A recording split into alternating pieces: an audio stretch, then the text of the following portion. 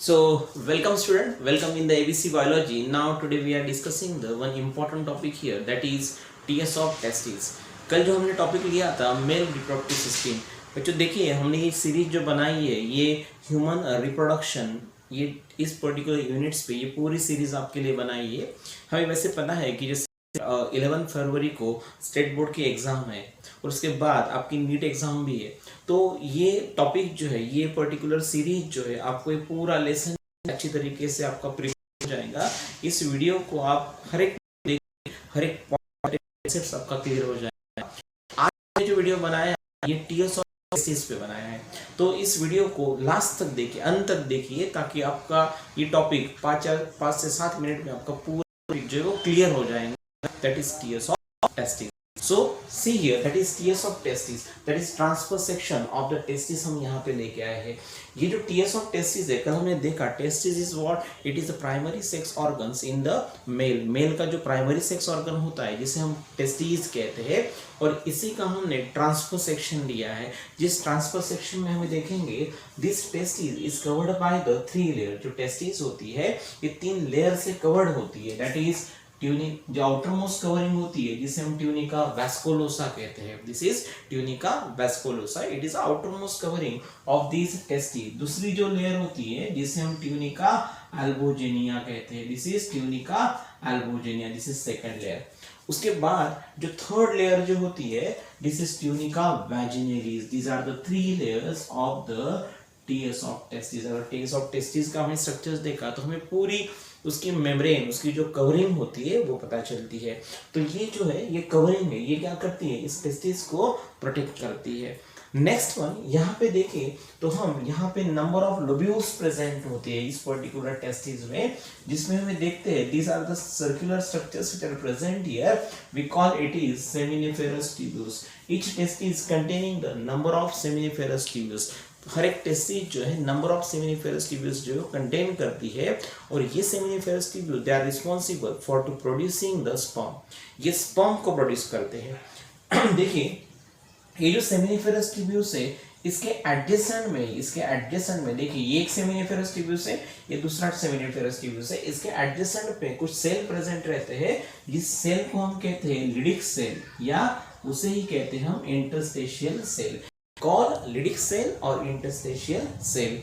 जो Leydig cell और interstitial cell, it produces the one hormone that's name testosterone और androgen hormone. It is a male reproductive organs. ये male का एक प्यूबेरिटी organs particular hormone है, जो मेल जब एक पर्टिकुलर प्यूबेरिटी कंडीशंस में जाता है एट द एज ऑफ 13 और 12 to 15 एज, इस एज में मेल में ही हार्मोन प्रोड्यूस होते हैं। लेकिन इस हार्मोन को प्रोड्यूस कौन करता है, लिडिक सेल प्रोड्यूस करता है। सो लिडिक सेल और interstitial cell which produces the testosterone hormone. उसके बाद देखिए बच्चों यहाँ पे जो हम सेमिनिफेरस ट्यूब्यूल्स यहाँ पे जो देख रहे हैं, इसी सेमिनिफेरस ट्यूब्यूल्स में स्पर्म प्रोड्यूस होते हैं।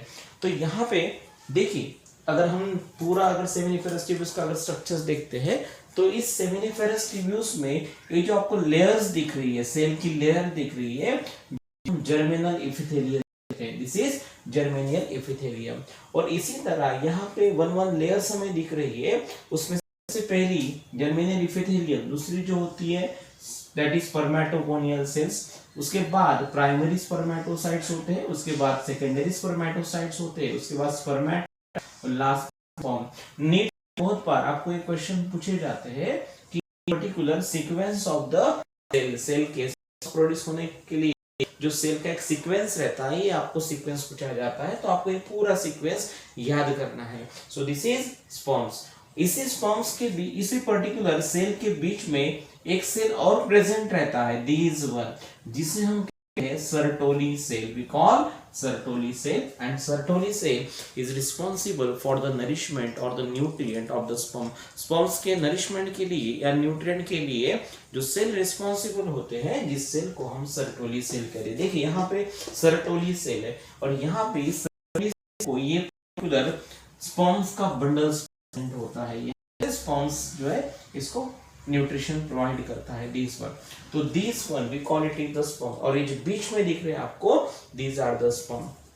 तो male produces the millions of the sperm. Sperm जो है, मेल जो है नंबर ऑफ स्पर्म प्रोड्यूस करता है लेकिन कॉपुलेशंस के वक्त जो स्पर्म्स डिपॉजिट होते हैं फीमेल वजाइना में, number of sperms they are deposited, but when enter into the female system the few sperms they are entering and only one sperm they fertilize the female ova, जो female को ओहा को सिर्फ एक ही sperm जो है वो फर्टिलाइज करता है।